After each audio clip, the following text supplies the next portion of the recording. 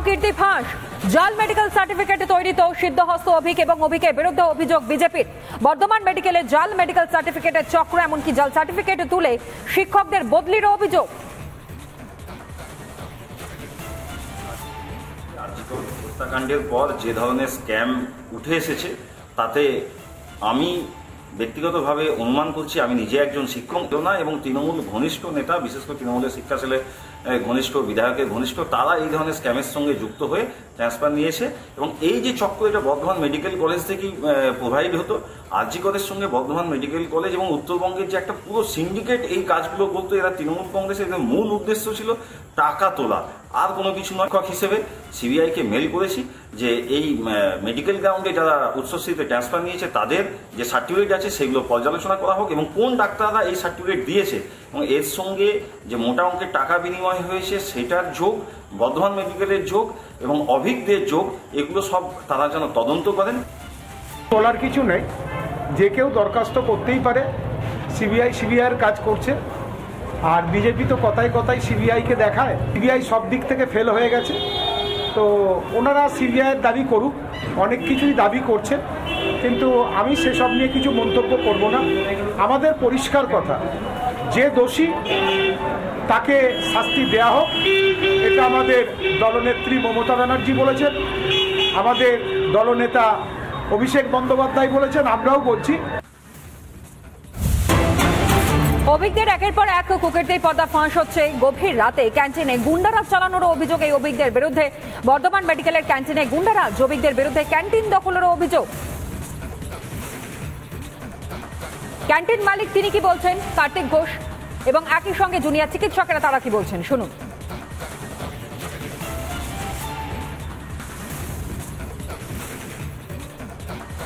আমি এই ক্যান্টিনটা তখন থেকেই চালিয়ে আসছি। তারপরে মাঝখানে ঠিক 22-এর শেষের দিক করে এরকম দিন করে একজন রাত প্রায় 2-2:30 বাজে, আর ডাক্তার অভিজ্ঞ রাত্রে এসে ওই দরজাটা দম দম করে বুটের শব্দ ভাঙছে। ঢুকেছে তোমরা, এই ক্যান্টিনে বিক্রি হবে, তুমি এখানে কি করছো? এই ক্যান্টিন তুমি পাবে না, আমি অন্যজনকে দিয়ে দেওয়া হবে। এটা তো সরকারি জায়গা, আপনারা কী করে বিক্রি করতে পারেন? আমি যা খুশি করতে পারবো, তুমি কথা এর মধ্যে কিছু করবে না। দেখো আমি তোমাকে কদিনের মধ্যে ওইখানটা আমি সব নিয়ে নিচ্ছি। আমাদের হোস্টেলের সব যে ছেলেদের জুনিয়র ডাক্তারদের সব জানলাম, কিন্তু ওরাও এমন আতঙ্কিত, ওরাও ভয়ে ওদের নিজেদের পাস করতে পারবে না, এইগুলো নানা রকম ব্যাপার নিয়ে ওরাও দেখুন চুপচাপ হয়ে গেছে। টাকার কন্ট্রাক্ট যেটা পরে শুনলাম যে 8-10 লাখের কন্ট্রাক্টে ওকে টাকাটা দিয়েছে, যেটা জানতে পেরেছি। এবং কার্তিকদা আমাদের যেটা জানিয়েছেন যে ওনার এই পিজিটি হস্টেলের নিচে যে ক্যান্টিনটি রয়েছে, সেই ক্যান্টিনটি কোনো এক রাতে বছরখানেক আগে ডক্টর অভিজ্ঞ এবং তার গুন্ডা বাহিনী তারা মধ্যরাতে এসে ক্যান্টিনটি ভাঙচুর করে জবরদখল করেন। ক্যান্টিনটির অর্ধেক যেটা পুরোটাই কার্তিকদার ছিল, তার অর্ধেক অংশ রীতিমতো জবরদখল করে ভাঙচুর করে দখল করা হয়। এবং সেই ক্যান্টিনটি পরবর্তীতে যাদের দেওয়া হয় সেই ক্ষেত্রেও একটা অনৈতিক, বেনিয়ম এবং একটা ব্যাপক অঙ্কের টাকার লেনদেন হয়েছে বলে আমাদের কাছে অভিযোগ রয়েছে। টাকাটা নিয়েছিলেন অভিজ্ঞ, এমনটা কার্তিকদার অভিযোগ। অভিজ্ঞ এবং তার সাথে আরও তার সাঙ্গপাঙ্গ যারা রয়েছে, কার্তিকদা জানিয়েছিলেন তৎকালীন কলেজ প্রশাসনকে। কলেজ প্রশাসন জানিয়েছিলেন যে এইসব ছেড়ে দে কার্তিক, অভিজ্ঞ এতটাই প্রভাবশালী যে অভিজ্ঞ তোর বড় কোনো ক্ষতি করে দিতে পারে। আমাদের মূল দাবি অভিজ্ঞকে হেফাজতে নিয়ে জেরা করা হোক এবং এই ধরনের অভিযোগ এর আরও ভিত্তি রয়েছে, এর যে যথার্থতা রয়েছে এই ধরনের অভিযোগগুলো, সেটা আনুমানিক 8-10 লক্ষ, এইটা কার্তিকদা আমাদের জানিয়েছে। তার কাছ থেকে তাকে ক্যান্টিন দিয়েছে, কার্তিকদার থেকে নয়, যাকে ক্যান্টিনটি দেওয়া হয়েছে তার কাছ থেকে। বক্তব্য আপনাদের সামনে রাখলাম এবং তাতে কার্যত স্পষ্ট, শুধু প্রভাবশালী যোগ নয়, একই সঙ্গে দুর্নীতির সঙ্গে ওতপ্রোতভাবে জড়িত এই অভিজ্ঞদের আরো পরিচয় আপনাদের সামনে আমরা তুলে ধরি। দেখুন, এসএসকেএম এর জুনিয়র চিকিৎসক অভিজ্ঞ, যে অভিজ্ঞকে আরজি কর মেডিকেল কলেজ হাসপাতালের সেমিনার রুমে দেখতে পাওয়া গিয়েছিল, সেই অভিজ্ঞ এসএসকেএম এর জুনিয়র একজন চিকিৎসক। বর্ধমান মেডিকেলেও কাজ করেছেন এই অভিজ্ঞ, যাকে নিয়ে এই মুহূর্তে চর্চা চলছে।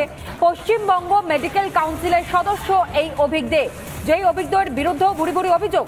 উত্তরবঙ্গ লবির অন্যতম সদস্য এই অভিজ্ঞ, যার সঙ্গে তৃণমূলের ঘনিষ্ঠতাও ছিল।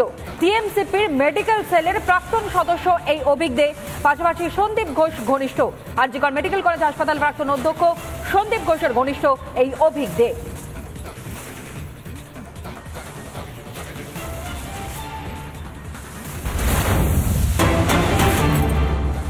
রাজনীতি অব্যাহত রয়েছে। রাজ্য শাসক দলে ফের বিরোধীদের হুমকি আব্দুর রহিম বক্সির। বিরোধীদের চামড়া তুলে নেবার হুমকি, মালদহে তৃণমূলের সভা থেকে হুমকি। রহিম বক্সির পথেই তৃণমূলের আরেক নেতাও। বিরোধীদের রাস্তায় ফেলে মারধরেরও নিদান দেওয়া হচ্ছে।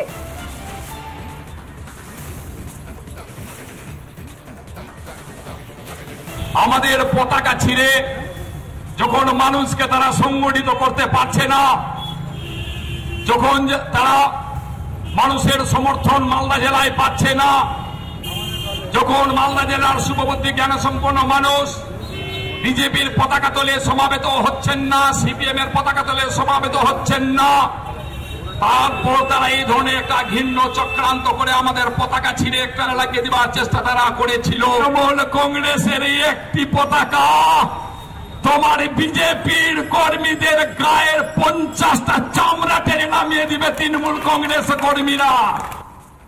আর এই বক্তব্য সামনে আসবার পর যখন বিতর্কে ঝড় উঠতে শুরু করে দিয়েছে, তারপর তিনি কি সাফাই দিয়েছেন শোনাই। যে ডাক্তার লেডি ডাক্তার নিহত হয়েছেন, মমতা ব্যানার্জি সর্বোপরি প্রথম দাবি করেছেন আসামিকে খুঁজে ফাঁসির ব্যবস্থা করতে হবে।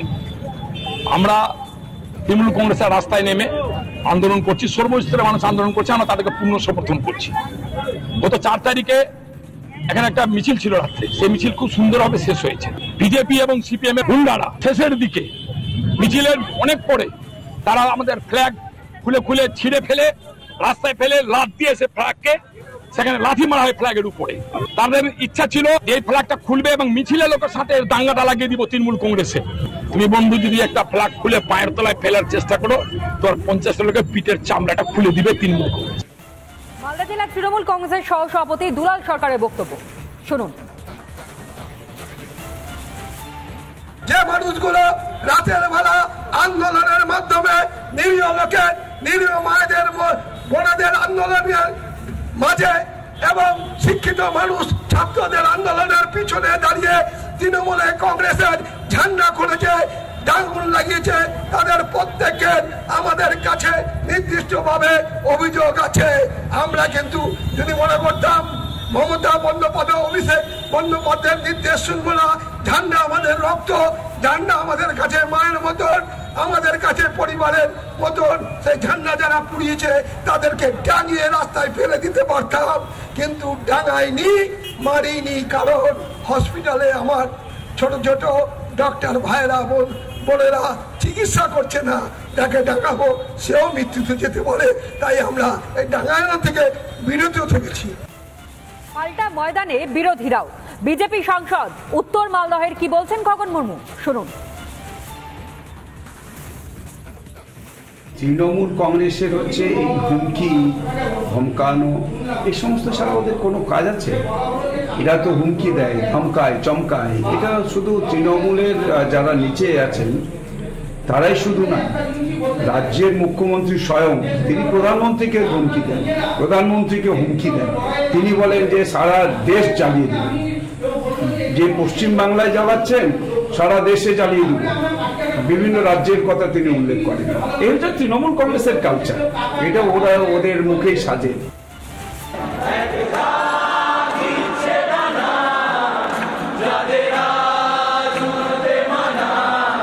অভিশপ্ত আরজিকর, বাঙালির জীবনে অভিশপ্ত রাত 9ই অগস্ট।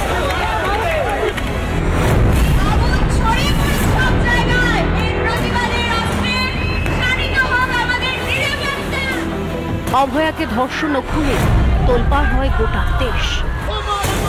পুলিশের নিষ্ক্রিয়তা থেকে জনগর্জন, প্রতি মুহূর্তের সাক্ষী রিপাবলিক বাংলা। আরজিকর হাসপাতালের সামনে কার্যত লক্ষ লক্ষ মানুষের জমায়েত হয়েছে এই মুহূর্তে সাংঘাতিক।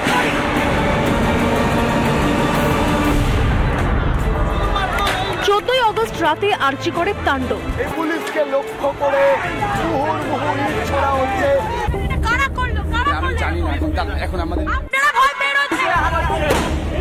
এই মুহূর্তে আরেকটা টিয়ার গ্যাস, ওরা বারবার মারবে। মানববন্ধনের লম্বা চেইন রয়েছে যে এরিয়াটায়। জনগণ তারা মনে করছে এখনো লড়াই আন্দোলন অনেক বাকি রয়েছে।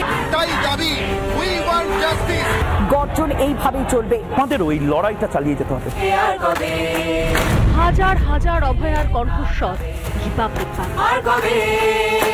কবে সমব্যাধি হবে। অভয়া তুমি হারবে, আমরা লড়াই ছাড়ব না। রিপাবলিক বাংলা, মানুষের কণ্ঠস্বর।